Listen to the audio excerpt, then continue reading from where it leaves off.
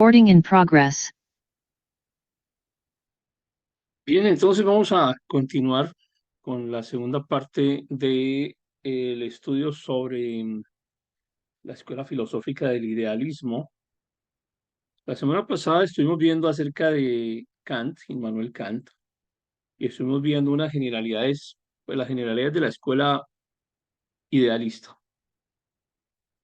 Y entonces hicimos una separación entre dos de sus grandes exponentes, uno que era Kant y el otro que es Hegel, porque a pesar de que los dos hacen parte de la escuela idealista y de que comparten algunos de los principios generales, finalmente también durante el transcurso de sus vidas ellos desarrollaron unas concepciones que son, si no opuestas, por lo menos diríamos que complementarias en lo que tiene que ver con con el idealismo, pero pues sí es necesario hacer diferencia realmente entre unos y otros. Hoy todas las imágenes están patrocinadas por Microsoft Bing y su inteligencia artificial de creación de imágenes, así que si las ven un poco extrañas, es lo que la inteligencia artificial se imagina acerca del idealismo filosófico. Y hay un concepto en Hegel que es el de el idealismo absoluto. Una de las primeras diferencias entre Kant y Hegel es esta, es que em, Hegel profundizaba todavía más en el concepto de la filosofía fundamentada en el idealismo. El idealismo es, como su nombre lo indica, una filosofía en la que, eh, una filosofía que se basa en las ideas, en la existencia de las ideas como punto de partida y punto de llegada para el conocimiento humano. Pero Hegel profundiza todavía más, decíamos, y crea este concepto o este modelo de lo que llamamos el idealismo absoluto. Es decir, que toda la realidad, todo lo que existe, todo lo que se desarrolla a lo largo de la existencia de la vida humana, tiene su sustento fundamental en el mundo de las ideas o en las ideas o en la idea en general. Vamos a ver durante los siguientes minutos cómo esa concepción de la historia y esa concepción de quién es el hombre, cómo aprende el hombre, cómo siente el hombre, cómo el ser humano expresa sus emociones, su conocimiento, es precisamente a través de las ideas y por eso es que en Hegel encontramos el idealismo absoluto. Y vamos a ver cómo se relaciona eso también con la interpretación de las escrituras, la interpretación de la Biblia, el plan de salvación, Cristo, Dios, el Espíritu. Pero primero vamos a definir unos conceptos que son necesarios para comprender todo lo que viene más adelante. El primer concepto que necesitamos definir es el de la fenomenología, porque la fenomenología finalmente es una de las herramientas que utiliza Hegel para poder desarrollar toda su escuela filosófica. La fenomenología tiene que ver con el hecho de cómo percibimos. Quise dejarles una imagen allí de fondo de dos personas que desde diferentes puntos de vista están viendo un mismo objeto. Entonces hay una taza de café y cada uno desde su punto de vista analiza, observa, percibe el objeto. Quiero con esto decir que no para todos, según Hegel, que no todos percibimos de la misma forma los mismos objetos. Y en esto, pues, evidentemente hay una completa razón. Si ustedes están ubicados en cualquiera de los dos extremos de la mesa, tendrán un punto de vista diferente del mismo objeto, refiriéndonos a la taza de café. Alguien la verá desde una perspectiva, incluso con sombras, incluso de pronto con una percepción del volumen, del tamaño, y la otra persona lo verá diferente. Y estamos hablando únicamente de dos personas, pero También podemos encontrar que pueden existir muchas personas que estén apreciando, estén observando el mismo objeto al mismo tiempo y encuentren diferentes experiencias al observar ese objeto. Recuerden ustedes que el idealismo en Kant nos hablaba de un objeto que necesitaba ser aprendido y de un sujeto que aprendía. De cierta manera, en Hegel se retoma esa experiencia, pero acá intentamos no hacer del objeto que se aprende, es decir, del objeto que se está conociendo o describiendo, no hacer un juicio de valor, no establecer un argumento sobre ese objeto, solamente observarlo, aprenderlo, es decir, adquirir el conocimiento que nos da el objeto de conocimiento. Luego, la fenomenología lo que nos enseña es básicamente esto. Tenemos un objeto que necesita ser aprendido, lo vamos a observar y a partir de la observación que nosotros hacemos, de la experiencia que tengamos en relación con ese objeto, nos formamos una idea en la conciencia. Pero no me interesa hacer ningún tipo de juicio sobre él. Es decir, algunos dirán no me gusta el café, prefiero otro tipo de bebida. Los argentinos dirán prefiero el mate, otros dirán prefiero el té si son ingleses. Alguien dirá prefiero solo agua, pero no, en fenomenología no funciona así.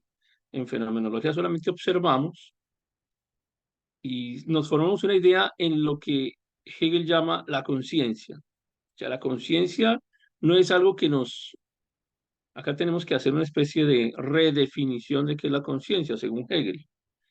No entenderíamos la conciencia como algo que nos sirve para juzgar o para determinar un juicio de valor, que algo está bien o está mal. No, no es así como funciona acá el concepto de conciencia.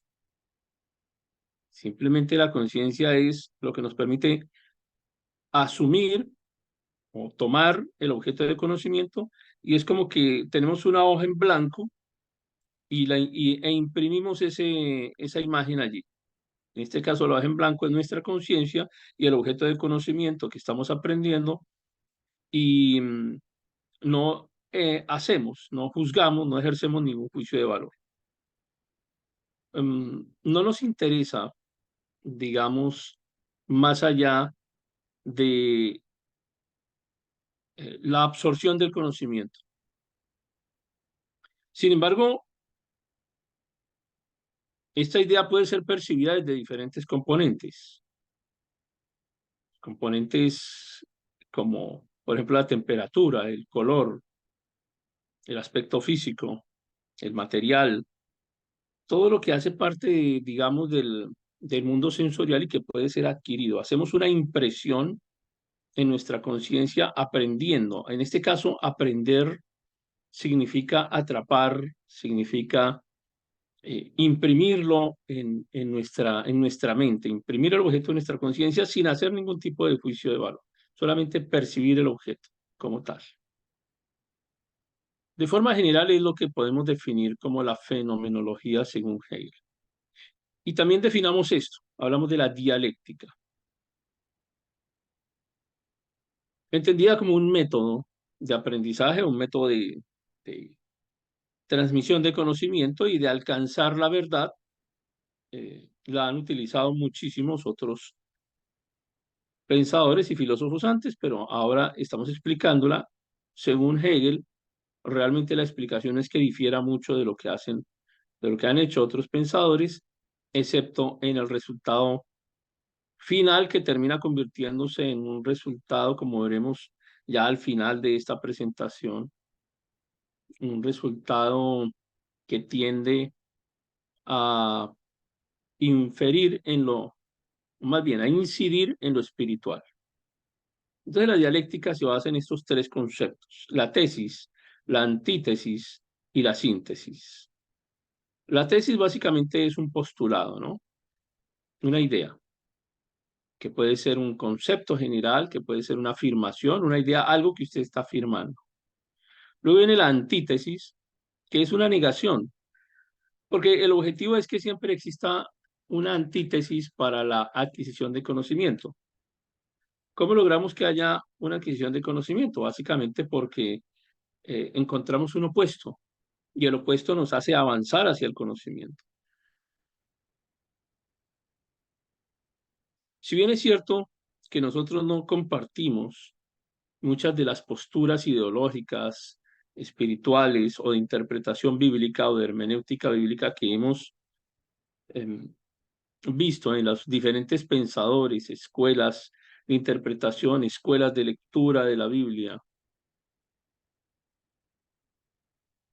también debo insistir en la necesidad de que podemos encontrar en cada uno de ellos herramientas que son útiles no solo para nuestro aprendizaje de la vida diaria, sino también para el aprendizaje de las escrituras y el análisis de de las escrituras y en general de la sociedad, de la vida, de lo que hacemos en nuestro diario vivir.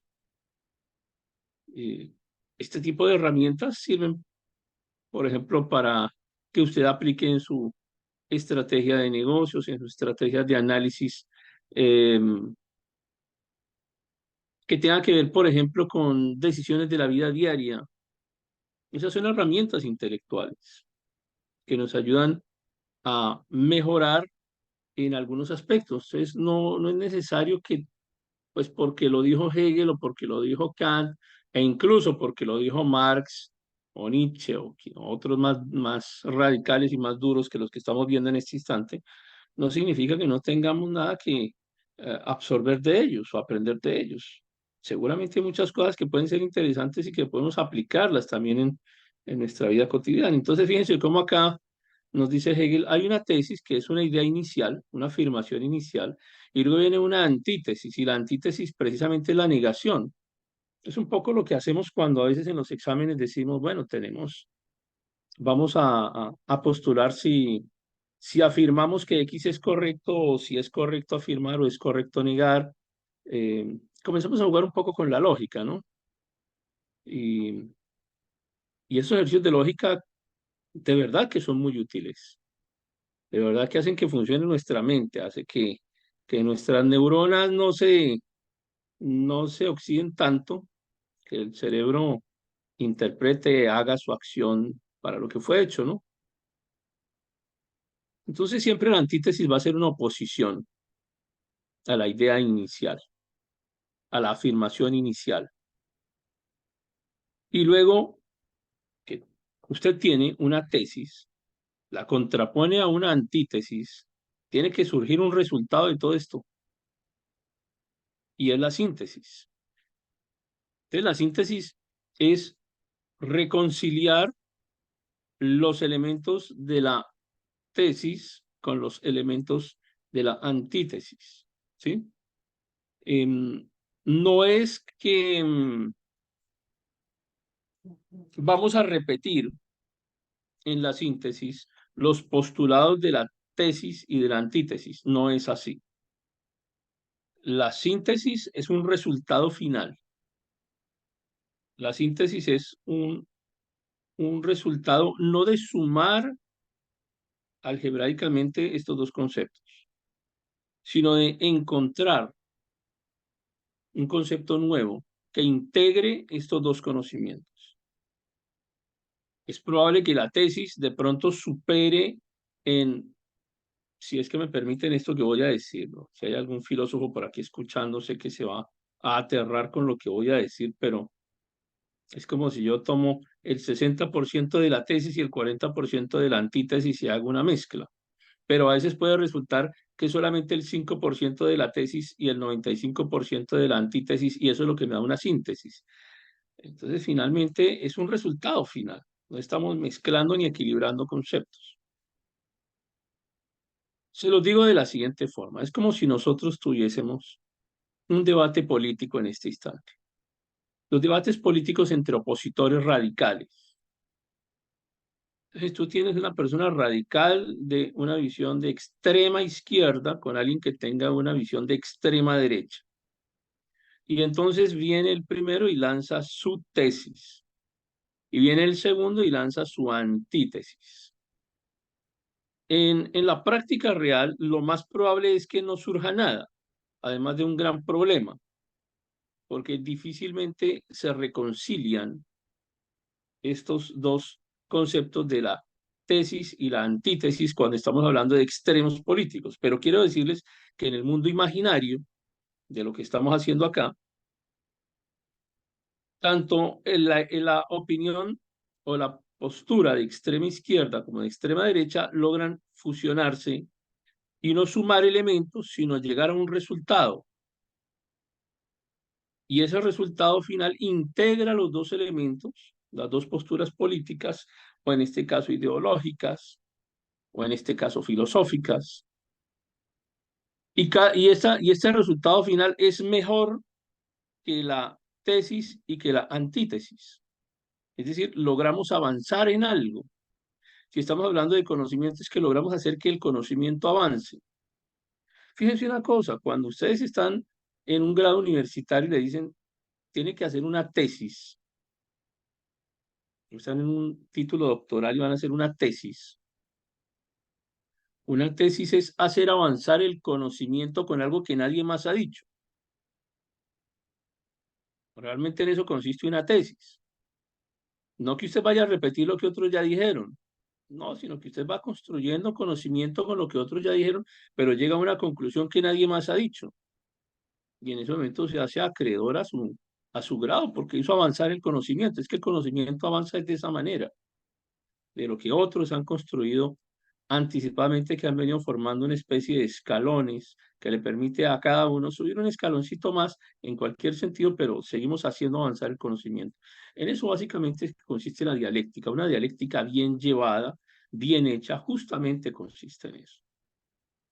Entonces no es hacer oposición por hacer oposición, ni argumentar antítesis simplemente por llevar la contraria al interlocutor, sino que acá realmente y conscientemente se busca el avance del conocimiento.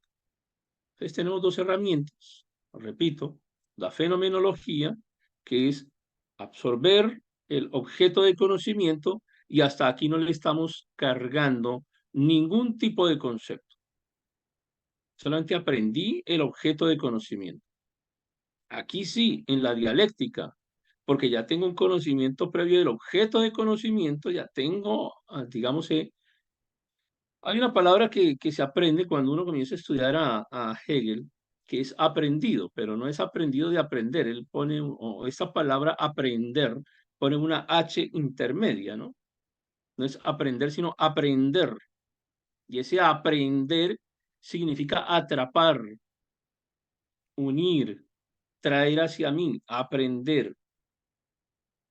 No de adquirir conocimiento, sino de aprehensión, de traer hacia mí. Entonces, en ese sentido es que logramos que la fenomenología nos permita aprender el objeto y luego a través de la dialéctica hacer que el conocimiento avance. Y a mí, hasta acá, no me molesta en absoluto para nada ninguno de los dos elementos y seguramente hasta los podemos utilizar también en nuestro favor en el conocimiento de las escrituras, en el avance de las escrituras y hasta ahí vamos bien. ¿Ok? Acá hay otro ejemplo, un ejemplo más claro que no sea con la simple taza de café, porque de pronto no es tan exigente. Subimos un poquito de nivel, aquí simplemente vamos a hablar de algo que ustedes ya conocen, la tesis. Vamos a hablar de la Edad Media y la describimos como un periódico histórico que establece un sistema social que tiene unas estructuras. Este sistema feudal está basado principalmente en la tierra y la riqueza y el poder se concentra en la propiedad de la tierra. Es decir, el que tiene la tierra es el que tiene el poder y da un título de nobleza a ser propietario de la tierra y da autoridad a ser propietario de la tierra. Antítesis. En la medida en la que avanza la Edad Media, encontramos que aparecen, por ejemplo, la clase de los comerciantes. El comerciante no tiene tierras, no es propietario de tierras, pero resulta que nos vamos dando cuenta que el mundo no funciona si no hay comerciantes. Porque inicialmente en el modelo de el feudalismo, lo que se produce en el feudo es para consumir en el feudo, no se produce excedente. ¿Para qué vamos a producir excedente? O sea, en la mente de las personas no cabe el concepto del excedente. ¿Para qué producir más cantidad de comida si no se necesita? ¿O para qué vamos a fabricar armas más de las que necesitamos nosotros? No hay sentido en eso. En la medida en la que comienzan a desarrollarse principalmente las cruzadas, y esto es algo que hay que relacionarlo directamente con ellas, es el hecho del intercambio comercial. Saben que había gente que había sido expulsada de los feudos. Esta gente no tenía pues un lugar fijo, tenían que andar de un lugar para otro y descubren que pueden llevar unas cosas de un lugar a otro, intercambiarlas y con eso garantizar su subsistencia. Y cuando aparecen las cruzadas, esta gente es la que comienza a trasladar alimentos, a trasladar herramientas, armas, vestidos, y se acompañan con las cruzadas y se crea el concepto de comercio surge precisamente allí. Y aparece esta nueva clase social que es la burguesía. Y la burguesía no tenía ese concepto un poco negativo que tiene hoy. Hablamos de los burgueses con cierto concepto negativo, en ese momento no lo tenían. En ese momento la burguesía era considerada una necesidad, ya comienza a convertirse en una necesidad y es la que permite que existe el intercambio comercial. Entonces, claro, aparecen los artesanos, aparecen la gente que ya no está el herrero que es propio del feudo, sino es el herrero que también comercia. Y tenemos ese concepto que es la antítesis, es decir, hay un nuevo modelo social y económico que está surgiendo ante una tesis de que el mejor modelo social y económico es el feudalismo. Y finalmente surge la síntesis. Y la síntesis no es un feudalismo que tenga comercio. Pero fíjense cómo surge algo completamente nuevo que es el sistema capitalista,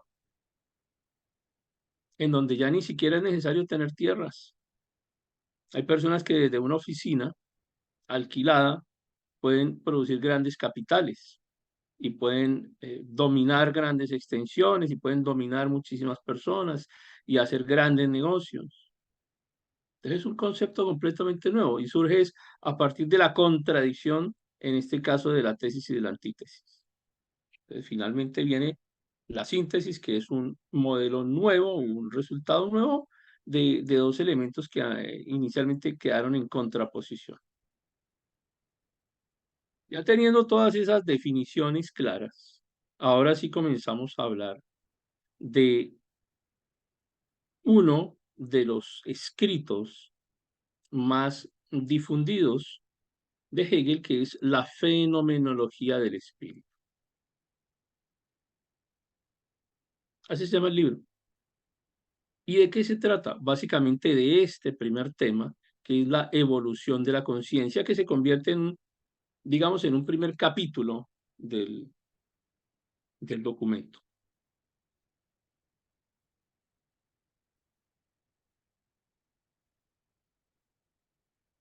Para Manuel, entonces, la respuesta sobre si la síntesis podría decir qué es y cómo interpreto lo que la tesis y la antítesis me muestran. Sí, pero tiene que ser no solamente para mí, sino tiene que influir en la sociedad o tiene que influir en las demás personas también. Porque finalmente yo puedo tener una síntesis que sea propia, claro, frente a un problema personal, tengo mi tesis, mi antítesis y tengo una síntesis, es mío, pero desde el punto de vista, digamos, acá de lo que es el idealismo, digamos que es mucho más amplio, más generalizado. Se busca es que sea mucho más, que tenga más influencia social, pero pues en el fondo sí es eso mismo, solamente es ampliar un poco el marco, Manuel. Entonces llegamos acá al concepto de la fenomenología del espíritu o al texto que se llama así, y que se convierte también en, digamos, en uno de los más complejos logros de Hegel en cuanto a la filosofía. ¿Alguien quiere aparentarles ser muy sabio en filosofía? Es que a nosotros los cristianos siempre nos quieren hablar de filosofía y además que nos agarran desprevenidos porque no tenemos ni idea, entonces siempre la hacen. Y entonces comienzan a hablarnos, por ejemplo, sale el pseudofilósofo idealista y comienza a hablarnos de Hegel y comienza a hablarnos de la fenomenología del espíritu, ya que estamos hablando del espíritu y no tenemos ni idea de a qué se están refiriendo. Por lo menos tener un conocimiento general de esto nos ayuda. Pero fíjense una cosa, fenomenología. Y ya hemos explicado qué es fenomenología. Me devuelvo un poquito para ayudarnos con el concepto. ¿Recuerdan fenomenología? Tengo un objeto de conocimiento y voy a atrapar ese objeto de conocimiento, lo voy a adquirir, voy a insertar ese objeto de conocimiento en mi conciencia, pero no le estoy dando ningún juicio. Hasta ahí. Solo que ahora, entonces, surge esto, que es la fenomenología del espíritu. Es decir, ¿cuál es el objeto de conocimiento en este momento? El espíritu. Ya no es la fenomenología de la taza del café, es la fenomenología del espíritu, ya no es la fenomenología de cualquier objeto que ustedes tengan, es el espíritu. Entonces esto viene siendo ya, viene complejizándose un poco, ¿cierto? Porque ¿cómo hace uno para observar el espíritu? Porque yo puedo observar la taza de café, pero ¿cómo conozco, cómo hablo del espíritu si no tengo cómo percibirlo físicamente a través de los sentidos, que se supone que recibo la información a través de los sentidos? Pero recuerden que estamos hablando de escuela idealista, idealismo. Entonces, para un filósofo idealista no hay ese problema, porque es que la realidad está en el mundo de las ideas. Luego uno puede suponer que el espíritu también hace parte del mundo de las ideas. Y eso está en consonancia con lo que en la semana anterior hablamos de cómo aprende el idealismo, cómo percibe el idealismo. ¿De qué trata la fenomenología del espíritu? Habla justamente de la conciencia humana, de que la conciencia no es igual para todos, de que hay diferentes formas o más bien fases de maduración de la conciencia. Entonces habrá quienes tengan, según Hegel, una conciencia más inmadura y otros una conciencia más compleja o más madura, lo cual no se queda solamente en el concepto de Hegel. Es decir, nosotros como cristianos también podemos hacer ese mismo tipo de interpretación, las conciencias, y un poco también el concepto de la conciencia compleja puede percibir mm, conocimientos mucho más complejos, más maduros, si se quiere. Entonces la conciencia va atravesando por etapas y en la medida en la que vamos conociendo nos va haciendo más fuertes y más resistentes.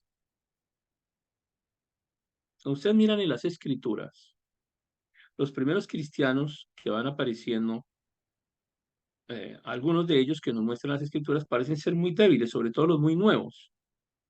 Les dicen, cuidado porque es que, y Pablo usa un ejemplo bien claro, que todos ya lo hemos escuchado. Venga, no le dé comer comida tan sólida, porque es que este no está para la comida sólida, este está apenas para la leche, haciendo el ejemplo entre cómo el alimento que recibimos de tipo espiritual nos hace daño si no estamos preparados para recibirlo. Es como cuando uno irónicamente dice que hay unos cristianos que parece que estuvieran hechos como de azúcar y con cada cosita se derriten cuando los ponen en la leche. Yo a veces he compartido esa idea de que es como un cristiano muy nuevo, es como una galleta, ¿no? Cristianos galleticas. Entonces los pones, cualquier cosita los derrite y son de cristal y los pones en la leche y se derriten y se descomponen y se ofenden y se sienten maltratados y tiene la iglesia en pleno que ir a pedirles perdón porque si no entonces ya no están listos para eso, es decir, su conciencia no está todavía suficientemente acomodada para eso. Entonces, pero ya llegan otros que le dicen cualquier cosa y ya les resbala, ¿cierto? Ya no les afecta porque tiene una conciencia más madura, más hecha, más formada. De cierta manera, es lo que nos viene enseñando, pero es que Hegel no, el ejemplo no lo pone con el cristianismo, porque es que Hegel no compagina con el cristianismo, compagina con la filosofía, pero de cierta manera también dice lo mismo. Es una conciencia que se va expandiendo, que va aumentando su conocimiento del mundo, que se va haciendo más compleja, más madura, que es capaz de soportar más hechos de lo que le rodea y bueno, entonces a eso ya vamos a explicar a qué se refiere con el espíritu humano para quien escribió por ahí. Entonces nos va haciendo más capaces en el conocimiento, porque no estamos hablando de cristianismo en Hegel, sino de filosofía idealista en Hegel y en este caso específicamente la fenomenología del espíritu.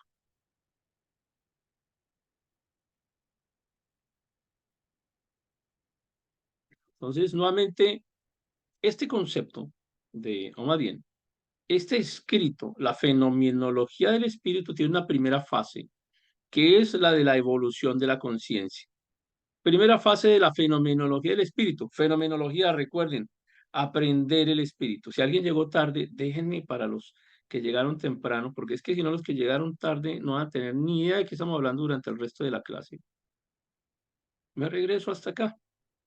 Ya hablamos de que en Hegel hay un idealismo absoluto y que está hablando de la fenomenología, que es la forma en la que capturamos la información, en la forma en la que aprendemos, aprender con H en la mitad, aprender, es decir, apropiarnos del objeto, y hasta acá no estamos dando ningún tipo de concepto, ni positivo ni negativo, solamente aprendemos el objeto y que hay un método que utiliza eh, Hegel, que es la dialéctica, la tesis, una idea inicial, la antítesis, que es un opuesto, y finalmente llegamos a una síntesis, que es un resultado complejo, que es mucho más allá que la suma de tesis y antítesis. Y aquí les dejábamos unos ejemplos. Y entonces estamos llegando acá de la fenomenología del espíritu, que es como conocer el espíritu, como aprender el espíritu. Vamos finalmente a mirar a qué tipo de espíritu se refiere Hegel, porque cuando uno es cristiano piensa que cuando otros hablan de espíritu, pues se está refiriendo al espíritu humano o al espíritu de Dios o al Espíritu Santo, ¿no? No, esas son em, apropiaciones del cristianismo, conceptos del cristianismo que nosotros entendemos y que no son comunes para quienes practican normalmente la filosofía. Y normalmente quienes practicaron diferentes escuelas filosóficas, pues no eran cristianos y no tienen ni idea de cómo interpretar el espíritu como lo entendemos nosotros. Entonces, estamos hablando de que la primera fase de la fenomenología, es decir, de llegar a apropiarse del espíritu, de aprender el espíritu, es la evolución de la conciencia. O sea, necesitamos una conciencia evolucionada para poder llegar a tener ese conocimiento. Si no hay una conciencia evolucionada, no podemos llegar a tener ese conocimiento. Después de esto, llegamos entonces a la dialéctica como una fase de la fenomenología del espíritu. Así como la evolución de la conciencia es una fase, la dialéctica es una fase de la fenomenología del espíritu. Y ya vimos que la dialéctica, entonces dijimos, es contraponer diferentes eh, conocimientos que pueden llegar a ser contradictorios y si no encontramos una contradicción, hacer como algunos, ¿no? Inventarse la contradicción donde sea, simplemente para formar el pleito. Todo el mundo está tranquilo y alguien tiene ganas de molestar, alguien tiene de buscar problema, entonces se buscan un problema donde no lo hay. Más o menos es como que el método dialéctico. Vamos a buscar una confrontación, una contradicción para generar un conflicto, pero el objetivo del conflicto es lograr adquirir un conocimiento nuevo. Y en este caso, que estamos hablando de la fenomenología del espíritu, es la búsqueda de un conocimiento que nos permita interactuar con el mundo exterior. Recuerden que estamos en idealismo y aquí lo importante son las ideas, pero las ideas nos tienen que permitir interactuar con el mundo exterior. Entonces, en eso básicamente, digamos, ese sería el resultado de para qué utilizaríamos la dialéctica. Y avanzamos a una siguiente fase que es la autoconciencia. Les insisto para también quienes llegaron tarde que todas las imágenes están patrocinadas por Bing. Entonces, ya me gasté todos mis, se me dan uno como, como un cupo, ¿no? Como unas moneditas virtuales. Ya se me acabaron todas las moneditas virtuales haciendo la presentación del idealismo según Hegel. Entonces, me las gasté todas acá y las imágenes que ven ahí de fondo es como Bing, la inteligencia artificial interpreta la autoconciencia según Hegel. Pero muchas de las imágenes son muy acertadas, me gustan, tratan de interpretar lo que quiere decir el exponente, en este caso Hegel. Llegamos al proceso de la autoconciencia. La autoconciencia funciona para formar identidad propia. Formamos nuestra identidad. ¿Quién soy yo? Reconocer el yo. Y déjenme decirles que esto no es fácil. Ni en el idealismo, ni en Kant, ni en Hegel, ni en ninguna parte de la filosofía y ni siquiera en el cristianismo. Hay gente que dura, mire, yo he escuchado cristianos de tiempo que un día se acercan y me preguntan, es que yo no entiendo para qué estamos acá en este mundo. A veces un día la gente comienza a hacerse las preguntas existencialistas, ¿no? Un día la gente como que se queda mirando el horizonte y dice, ¿y por qué estoy yo acá? A pesar de que llevan años en la iglesia y están alabando, adorando, buscando a Dios y, y demás, y de pronto un día como que tienen ese choque y dicen, pero yo no entiendo por qué estoy en este mundo, o sea, no entiendo para qué vinimos aquí. Me han preguntado así, ¿para qué estamos acá? Yo no entiendo para qué estamos acá.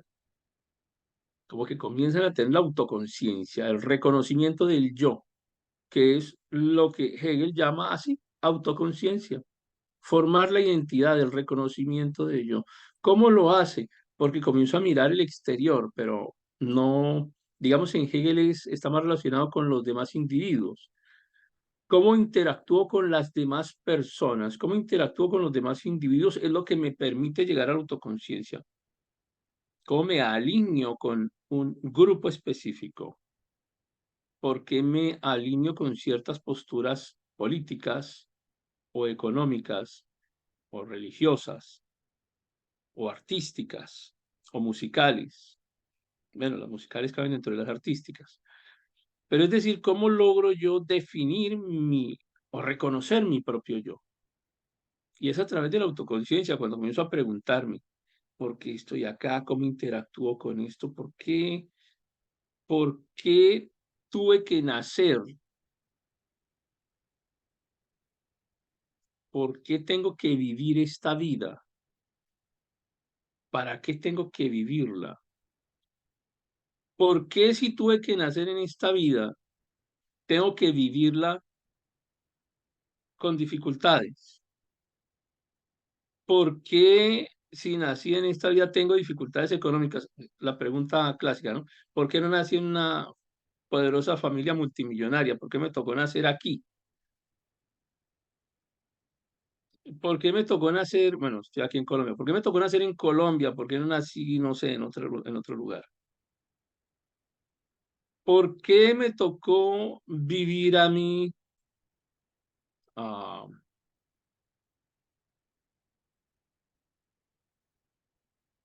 Alexis está filósofo hoy. Todos los aportes de Alexis han sido filosóficos. ¿Por qué, pongámoslo más serios, por qué me tocó a mí vivir con esta enfermedad? ¿Por qué? ¿Por qué me tocó, por qué me tocó esa familia? O sea, por qué me tocó ese hermano o esa hermana? O sea, no me podía tocar otro, tenía que tocarme ese. Es el reconocimiento del yo. ¿Y cómo lo estamos haciendo? A través de la interacción con las demás personas que nos rodean. O sea, eso es lo que Hegel llama la autoconciencia. que en algún día, en algún momento, cada uno de nosotros terminamos haciéndonos esas preguntas, ¿no? ¿Por qué a mí? En este momento, No, a mí me hubiera gustado vivir en la Edad Media, a mí me hubiera gustado vivir como emperador romano, a mí me hubiera gustado vivir como un jeque árabe o algo así, no sé. O sea, cada uno tiene su idea de cuál hubiese sido su yo ideal.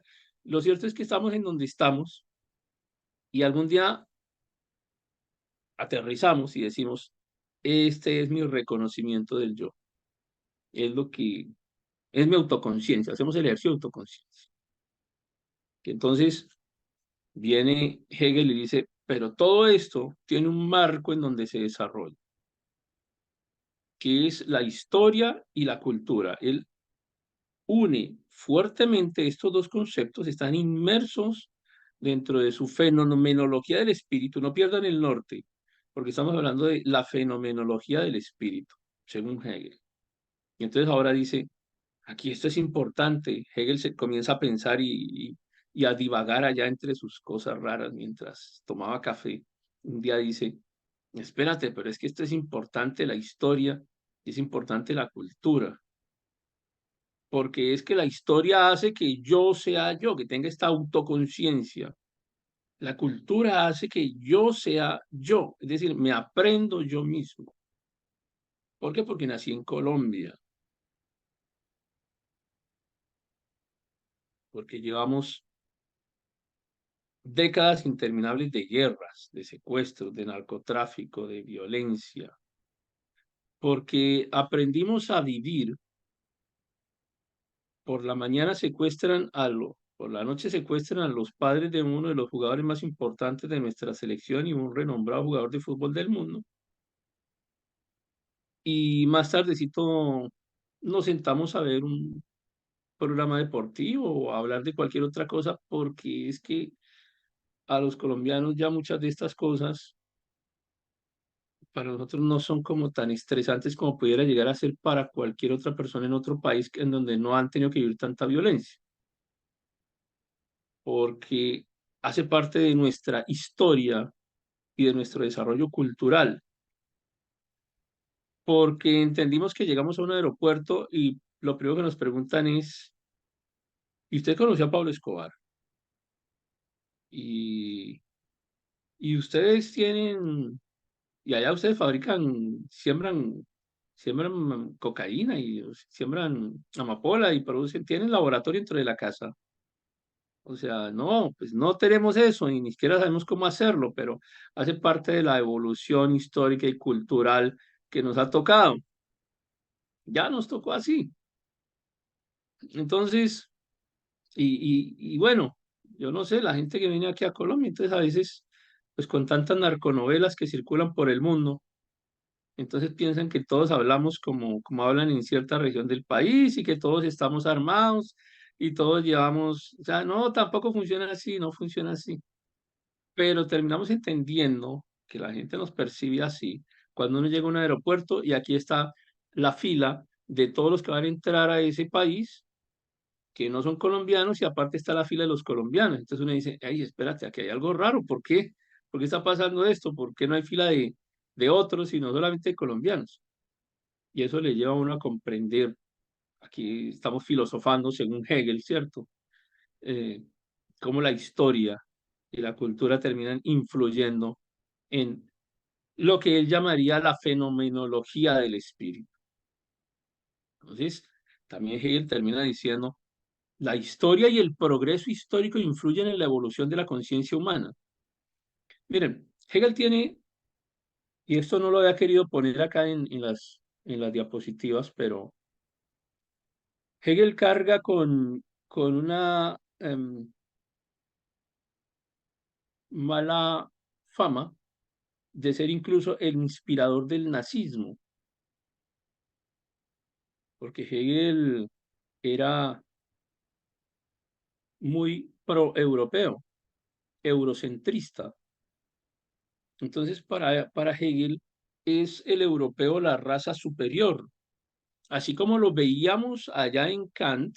¿Recuerdan cuando decía Los superiores son los blancos, luego viene otra raza que son los amarillitos, otros que son los rojos, y por allá abajo están los negros.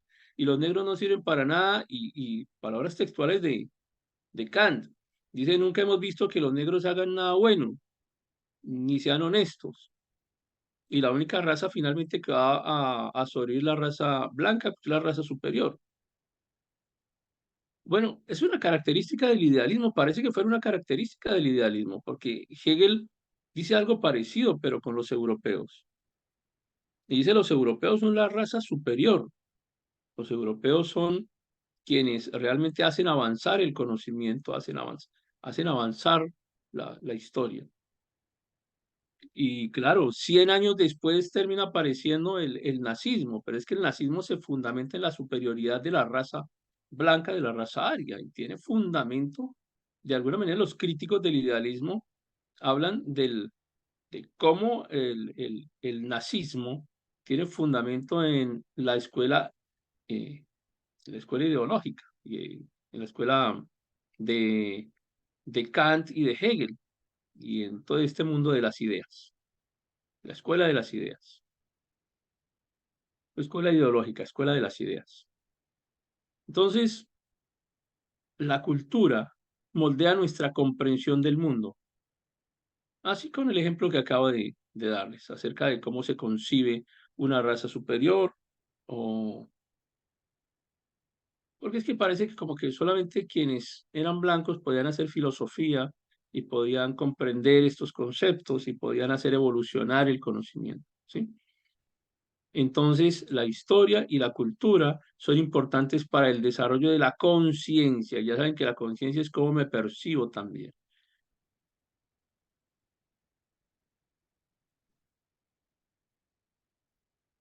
Todo esto para llegar entonces al siguiente paso, a la siguiente fase, que es la fase de la evolución del espíritu. Ya estamos hablando de evolución del espíritu. Pero miren que en ningún momento hemos estado hablando ni del Espíritu de Dios, ni del Espíritu Santo, ni del Espíritu como lo comprendemos o lo concebimos los cristianos. Ahora, sí habla de la religión. Hegel sí habla de la religión. Y dice, la religión es una forma de expresión del espíritu humano. La religión vista como una forma de expresión. Ahora, si ustedes le cambian esto y le ponen allí cristianismo, entonces se escucha un poco más feo y nos parece un poco más ofensivo.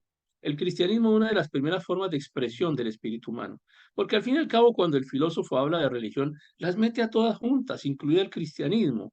Entonces tenemos que sentirnos aludidos también, por supuesto. En las primeras etapas de la evolución humana, la religión proporciona una manera de comprender el mundo. Miren a dónde nos ponen a quienes participamos del cristianismo o en general de la religión, entendiéndose como cristianismo.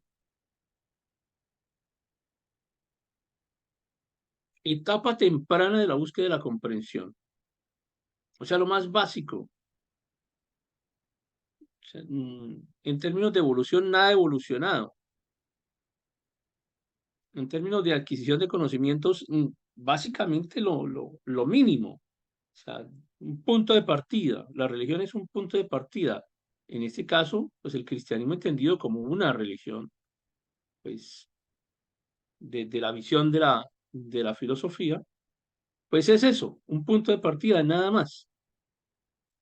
Tanto así que hay una segunda escala en la evolución del espíritu, que es el arte. Esto es lo más básico, la religión. Luego viene el arte. El arte ya es una segunda fase de la evolución del espíritu, porque aquí ya estamos hablando de que hay mayor libertad, porque es que la religión te atrapa, te oprime, te mantiene allí preso. En cambio, a través del arte hay expresión, hay representación de la realidad, hay emociones, hay simbolismos.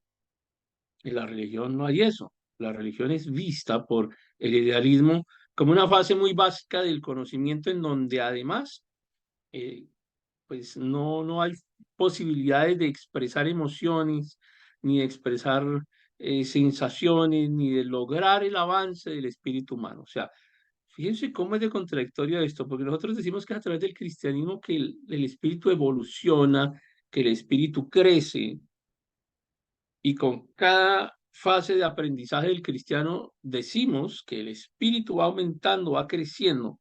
No, acá el idealismo es, eh, si el espíritu crece es porque pasó de la religión al arte. O sea, si está creciendo el espíritu, no puede quedarse la religión. La religión es una forma básica, es una forma anterior, es una forma primitiva del espíritu. La religión, como entendida como una forma primitiva del espíritu, y luego y entonces viene allí la, el arte como una forma, sí, arcaicos, sí, así está bien, absolutamente arcaicos porque nos mantenemos en la religión. Es que es más evolucionado, que es más intelectual pasar de la religión al arte. Y luego, pues imagínense, del arte saltamos a la filosofía. Y la filosofía ahí sí es la etapa más avanzada de la evolución del espíritu. La filosofía es la que nos permite ser racionales, ser estructurados, tener un pensamiento sistemático. Es la fase máxima, o sea, la etapa máxima en la evolución del espíritu es lograr llegar a la filosofía, llegar al conocimiento filosófico. ¿Por qué? Porque solamente ahí tenemos libertad.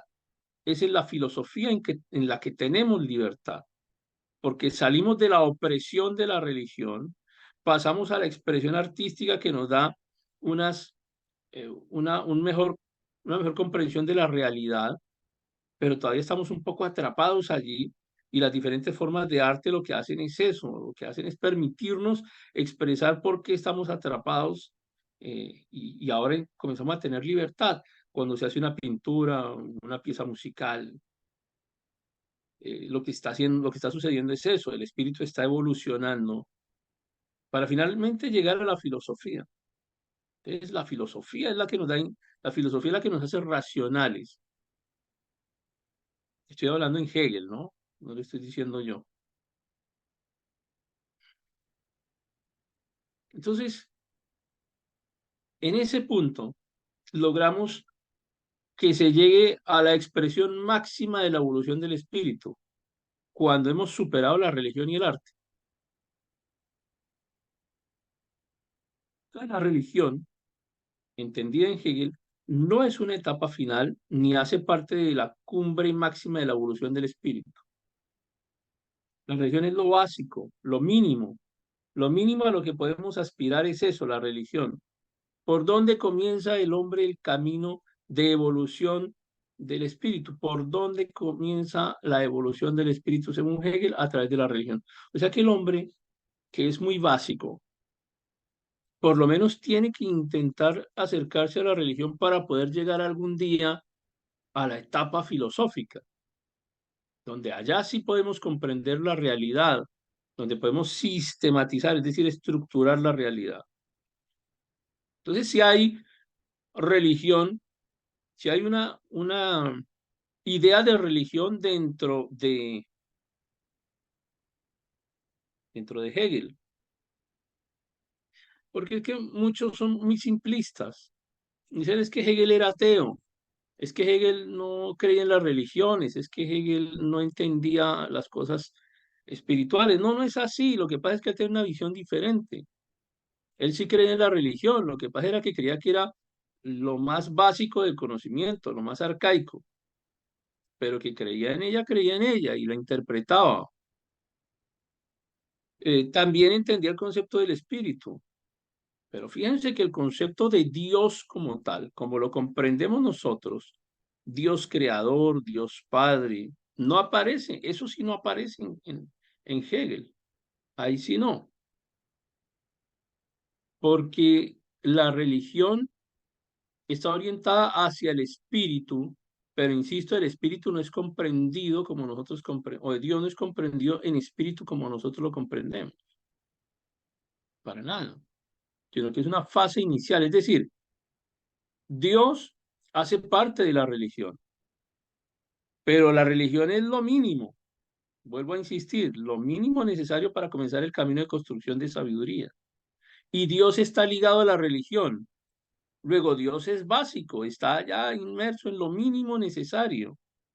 Cuando tú logras pasar de la religión que contiene a Dios y pasas al siguiente escalón, que es el arte, ya dejas ese concepto de Dios, porque es que Dios te atrapa, Dios te mantiene allá eh, en una prisión que no te permite llegar a la libertad que ofrece el conocimiento.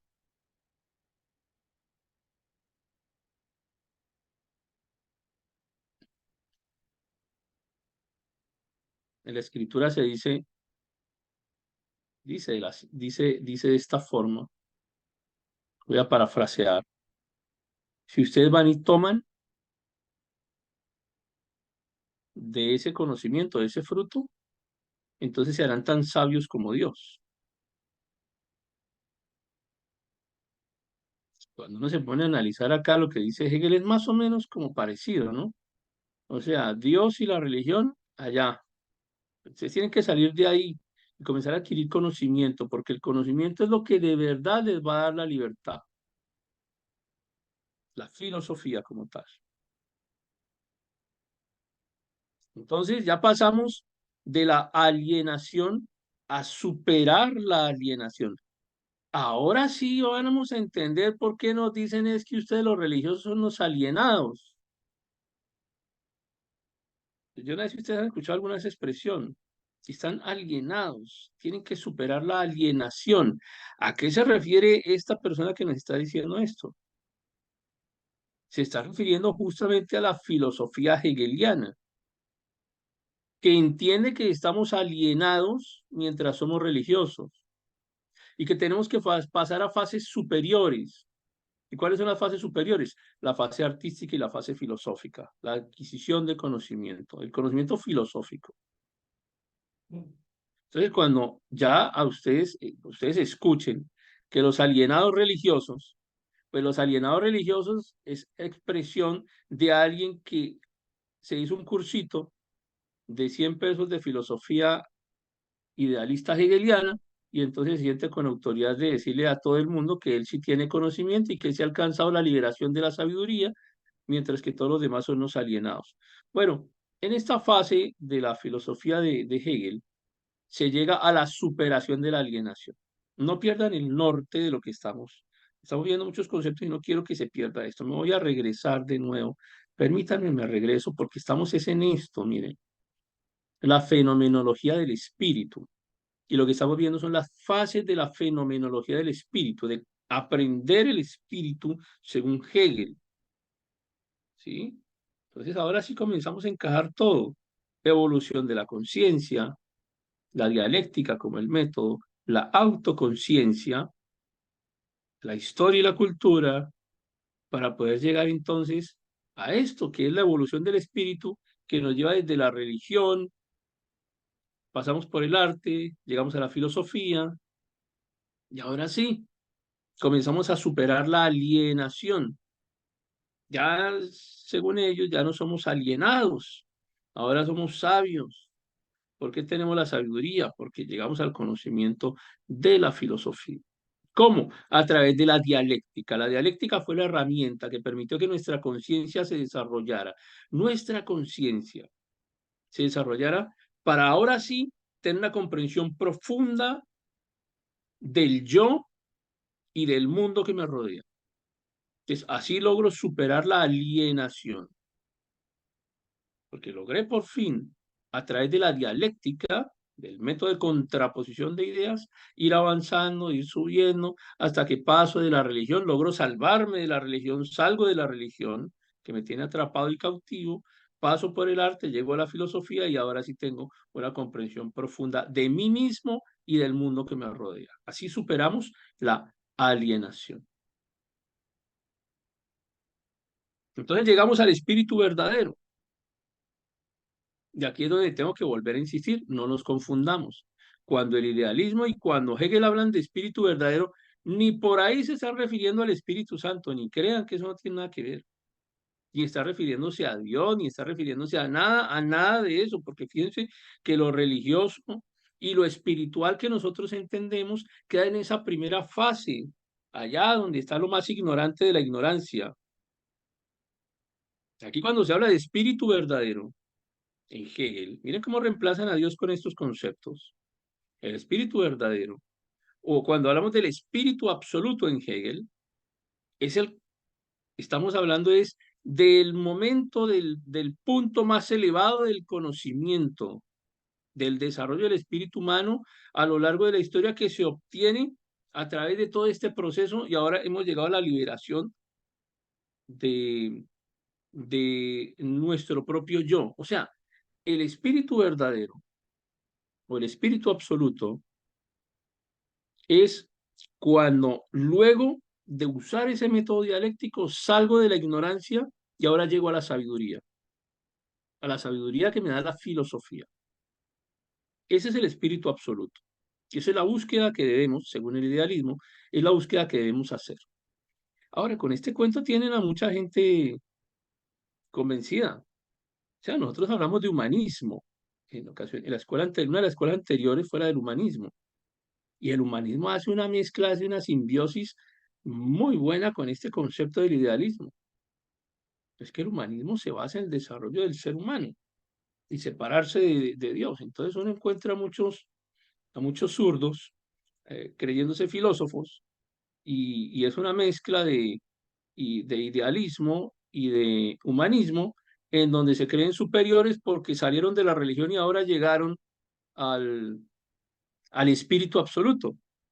Y el espíritu absoluto es la filosofía y la comprensión del yo. ¿Y qué es la comprensión del yo? Entonces ahí es donde comienzan a perderse porque no tienen ni idea dónde están parados, mucho menos van a saber quiénes son ellos mismos.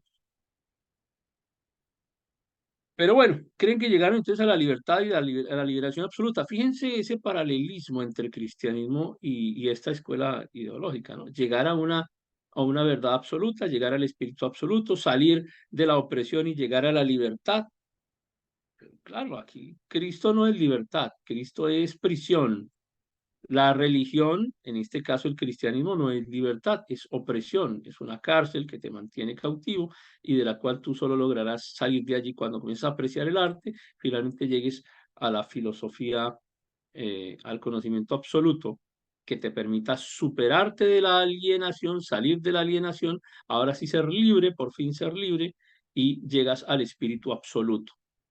Parece un poco místico esto, pero es una escuela filosófica. Pero de verdad que se ve bastante místico el tema para hacer una escuela filosófica que se supone que está basada en comprensión lógica de conocimientos.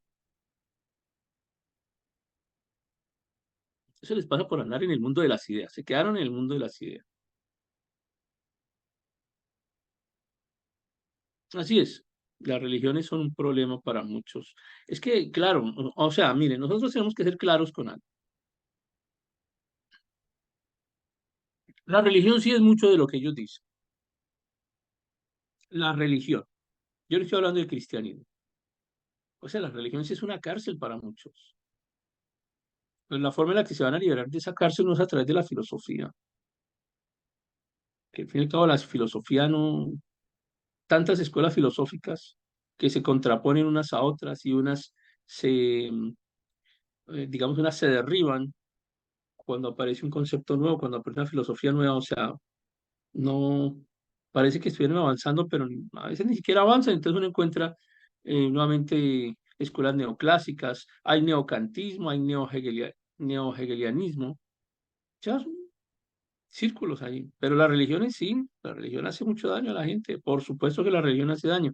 O si no, viene la religión en la Edad Media. ¿Cuánto daño hizo y cuánto daño hace todavía? Por eso es que el cristianismo no podemos encajarlo ahí dentro del concepto de religión. El cristianismo es diferente. El cristianismo no, no es una religión en el sentido estricto de la definición de lo que es una religión. El cristianismo, si la gente pudiera comprender el cristianismo y vivirlo, esa es la tarea de nosotros, ¿no? Tratar de mostrarles qué es el cristianismo. Entonces, bueno, decíamos, retomamos, llegamos aquí al espíritu verdadero. El espíritu verdadero allá es la cumbre máxima, ¿no? Llegamos a ese autoconocimiento, logramos comprender el mundo y logramos superar las fases históricas y ahora tenemos una comprensión más completa de la verdad, pero quiero que nos pongamos a pensar en esto. O sea, ¿En qué momento Hegel pone como un punto de división? Dice, desde aquí en adelante ya tenemos una comprensión completa de la verdad. Desde aquí en adelante ya es espíritu verdadero. Hacia atrás no. O sea, no hay un momento en que se pueda definir eso. Ni siquiera ellos mismos pueden llegar a definir ese concepto. Siempre se quedan como en esa búsqueda eterna del espíritu verdadero. Y me atrevería a decir que si alguno de estos filósofos del idealismo se atrevieran a decir que ya tienen el espíritu verdadero, seguro que otros de ellos mismos pues, les van a contradecir, les van a demostrar por qué no. O sea, no, es que no hay un punto de quiebre en donde uno diga, ya, aquí, de aquí en adelante el espíritu verdadero. Finalmente el espíritu verdadero no es espíritu. Finalmente el espíritu verdadero solamente es lo que ellos llaman una comprensión de la verdad y una comprensión completa. Pero por favor, ¿quién puede tener una comprensión completa de la verdad? Es decir, ¿quién tiene la verdad absoluta? Nos queda muy difícil tratar de definir que alguien tenga la verdad absoluta de todas las cosas. Pero es el punto en el que se supone que se llega al espíritu verdadero. El espíritu verdadero, para que quede claro, y lo insistiré en las siguientes imágenes, no es un espíritu divino, no se refiere a una entidad espiritual separada del hombre, ni siquiera interna en el hombre, sino es un concepto filosófico. Para el idealismo, el espíritu verdadero es llegar a la cumbre máxima de la comprensión de la realidad, de mi realidad y de la realidad de lo que me rodea. Tiene mucho que decirse de esto, porque fíjense que yo aprendo, según el idealismo, teniendo un objeto de conocimiento, regreso al concepto de la taza de café o al concepto de la sabiduría, y comenzar a hacerme primero aprenderlo, es decir, lo asumo y luego entonces a través de la dialéctica comienzo a formarme una idea, pero todos no van a llegar a la misma conclusión. Por más que sigan las reglas del idealismo, dos idealistas no llegarán a la misma conclusión de qué es el espíritu verdadero y en qué punto está en el espíritu verdadero. Y en qué punto llegaron a su libertad, y en qué punto tienen autoconocimiento, y en qué punto tienen la absoluta comprensión racional y sistemática de la realidad, que es lo que se supone que es la fase del espíritu verdadero. Entonces, acá, en este concepto del espíritu verdadero, es que se cumple el ítem ese de la síntesis, ¿no? ¿Recuerdan? Tesis, antítesis y síntesis. La síntesis es el espíritu verdadero. Entonces se integraron todos los conocimientos anteriores y ahora logramos desarrollar el espíritu humano, no entendido espíritu como el concepto, desde el punto de vista del concepto espiritual del cristianismo, quiero insistir en eso, sino la comprensión de la verdad, de la libertad, de la realidad absoluta del ser humano. Así que no estamos hablando de nada sobrenatural, de nada que tenga un atributo divino. Estamos hablando, repito, de la comprensión de nosotros mismos, de la comprensión del mundo que nos rodea. No hay en el idealismo un Dios como tal. Por tanto, se equivocan quienes afirman que el idealismo de Hegel no es ateo, porque así lo afirman, porque la gente dice, es que Hegel no era ateo porque él hablaba del espíritu. Pues falso, porque él no hablaba de un espíritu entendido desde la comprensión de una entidad espiritual. A lo que él llama espíritu es la comprensión de uno mismo y la comprensión del mundo. Y no hay un Dios en Hegel, no hay un Dios en el idealismo. El idealismo es una escuela atea, por eso pega también con el humanismo. Por eso es que le da uno mal genio cuando escucha a cristianos humanistas. O sea, es una cosa que no pega. Eso es como es un cristiano es humanista. Eso no funciona. O un cristiano idealista, un cristiano hegeliano, o un cristiano kantiano. O sea, ¿cómo funciona eso? Porque es que no hay espiritualidad en el idealismo. Así le llamen a esto espíritu verdadero. No se está hablando de Dios. está hablando de una noción de conocimiento avanzada en la que se supone que se completó una fase de lo que ellos llaman el desarrollo del espíritu, pero finalmente no es un desarrollo del espíritu, sino es desarrollo de un conocimiento filosófico. Entonces algunos sí hablan de Cristo, pero Cristo queda allá, en la primera fase de la evolución del ser humano. A veces ni siquiera lo niegan, es que no tienen necesidad de negar la existencia de Cristo. Perfectamente un idealista, un hegeliano puede decir, sí, Cristo existió, ahí están las pruebas históricas, la evidencia. Hay otros que dicen que no, pero por lo menos alguno de estos que habrá leído un poquito más dice, sí, bueno, existió, ahí están las evidencias históricas. Pero es que está en la primera fase de la evolución. Eso hace parte de las creencias, de los mitos, de la alienación del ser humano. Entonces tú eres cristiano, estás alienado, eres un alienado, necesitamos liberarte, sacarte de ese mundo de la alienación, llevarte al mundo de la verdad. ¿Cómo lo hacemos? A través de el método de tesis, antítesis, síntesis, para que puedas llegar a un marco filosófico más amplio para lograr comprender que ese Cristo y que esa religión hacen parte de una fase involucionada del conocimiento humano. Entonces Cristo sí está dentro de esa fase, pero es la fase mínima, la fase básica, la fase arcaica del conocimiento humano. Entonces aparece también la Biblia.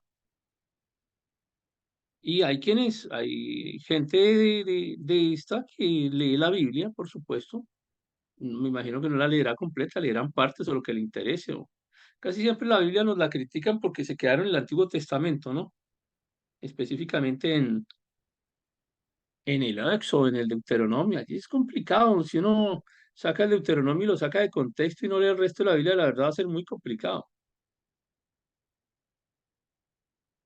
Más, si tú estás leyéndote solamente el Éxodo y estás en la fase de la liberación del pueblo de Egipto, eso te parece espantoso. Descontextualízalo para que veas. O sea, jamás se le quedó pequeñito. Pero es porque se descontextualiza completamente el concepto. Entonces, esas son las partes de la Biblia que les gustan mucho a a los filósofos idealistas y en general a todos los que consideran, porque luego vamos a encontrar, por ejemplo, cuando hablamos de marxismo, vas a encontrar que también hablan de alienación. Todo el que es espiritual, todo el que es cristiano, todo el que quiere una vida espiritual es alienado y se logra la sabiduría es dejando de creer, dejando de creer porque es que para ellos la religión es lo más involucionado en cuanto a conocimiento. Entonces sí, sí hay una Biblia, pero se entiende como un texto de historia, como un texto de cultura, como un texto el que se narran algunas historias míticas. Por supuesto que un idealista, es que hay algunas fases de la Biblia que requerirán fe y pues, ¿cómo haces tú para meter fe dentro del idealismo? Eso no hay manera. Por eso es que la espiritualidad no cabe allá, por eso es que no puede uno hablar de que no hay un ateísmo en el idealismo. Por supuesto que lo hay, claro que lo hay. La espiritualidad en el idealismo no es la espiritualidad que entendemos en el cristianismo.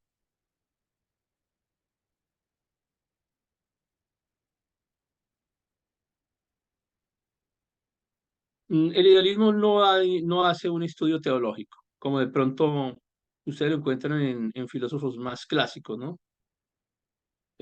Allá cuando hablamos de Aristóteles, por ejemplo, decía, no, es que hay un ser supremo que es quien diseña. No, no, se sale de todo eso. O sea, aquí ni vamos a hablar del demiurgo, ni vamos a hablar del motor inmóvil, no, acá no hay, en el idealismo no hay un estudio espiritual como tal, no hay un concepto de salvación del espíritu, no hay un concepto de alma, no hay un concepto de moralidad cristiana, no la hay. O sea, es que si no hay religión, hay un concepto De religión, pues tampoco hay un concepto de cristianismo, que es mucho más profundo y más complejo de entender. A la gente le cuesta dificultad el cristianismo, porque lo normal es que a la gente le enseñen acerca de religiones. Ahora, ¿qué le enseñan a la gente en las universidades? ¿Qué le enseñan a la gente en las facultades? Les enseñan es esto, sobre todo esta clase que vimos hoy. Esta es la clase favorita para enseñar en las universidades, en los primeros semestres de las universidades de cualquier carrera, de cualquier programa académico, que la religión. Ahora, y si sumas nuevamente, volvemos al concepto de que sumamos con el marxismo, entonces la religión es el opio del pueblo, y entonces mete el idealismo, estamos alienados, y entonces necesitamos liberación, y la liberación se logra a través del conocimiento. Cuando tú logras salir de eso y aprendes filosofía, entonces ya no eres alienado, estás en camino del conocimiento.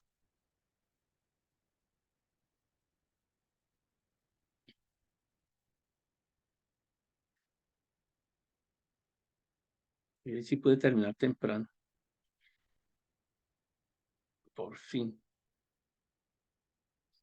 Am, Preguntas que tengan, por favor, o comentarios, aportes y demás, déjenme, miramos acá.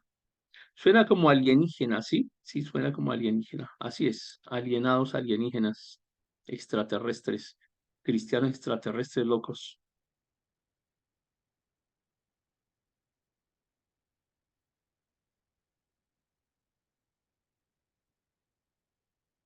De lo vil y menospreciado escogí para avergonzar a los sabios. ¿Y cuáles sabios? Los sabios del mundo. Acá los filósofos. De esos habla.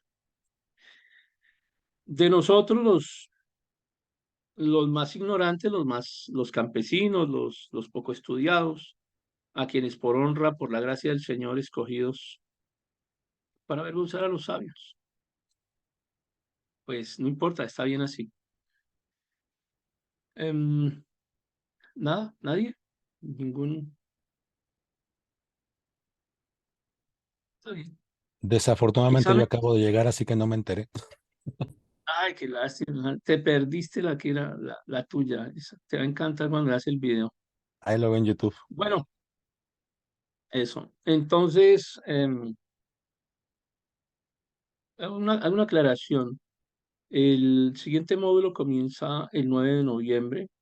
Es un módulo de introducción al estudio bíblico. Realmente tiene dos fases. Hay una fase como más teórica y otra como de aplicación práctica que estarán trabajando, eh, digamos, en dos secciones de 3 clases cada uno, porque estamos un poco cortos de tiempo. Y yo por ahí estaba preguntando si Hansel iría a tener tiempo este semestre de manejar el módulo de geografía, o si lo dejamos para el semestre siguiente, no sé cómo andes de tiempo.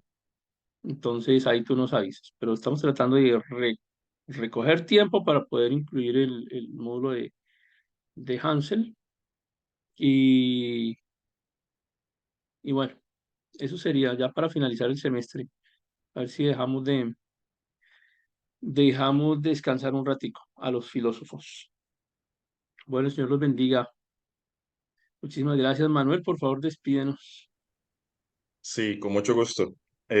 Padre, en esta noche te damos mil gracias, porque aunque para el mundo el Evangelio es locura, aunque para la gente que nos ve adorando a un Dios invisible, la gente que escucha un mensaje de salvación que le parece a su razonamiento algo que es ilógico, porque no pueden entender cómo un regalo tan grande se da gratis. Padre, gracias porque nos permites analizar y aprender de cada una de las formas de pensar del ser humano, de cómo se ha venido gestando cada una de esas escuelas de pensamiento donde, como decía ahora, a algunos les hizo falta el Espíritu Santo y a otros pues realmente ni lo toman en cuenta. Pero más allá de todo este tipo de cosas, Señor, tenemos tu palabra, tenemos tu guianza, tenemos, oh Dios, tu respaldo, Padre Celestial, para refutar y para presentar defensa, Señor, de la verdad y de la esperanza que hay en nuestros corazones.